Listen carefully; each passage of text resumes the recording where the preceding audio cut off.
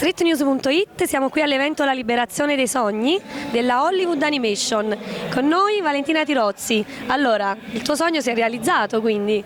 Sì, direi di sì, poi viverlo oggi qui a casa mia lo rende ancora più bello ed emozionante, sì. Sono tutti qui a vederti, a ascoltare la tua storia.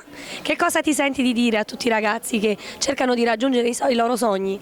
Di avere tanta pazienza, tanta costanza e volontà, perché è bello sognare ed è necessario sognare, però ci vuole tanto tempo per realizzare i propri sogni e non bisogna mai mollare anche quando gli eventi sembrano avversi, le persone intorno a te sembrano non crederci, bisogna continuare a crederci e a lavorare perché alla fine i risultati arrivano. Ancora tanti sogni da realizzare? Assolutamente sì, credo che un'altra cosa importante sia non smettere mai e alzare sempre la propria asticella, quindi io continuo a sognare sempre più in grande.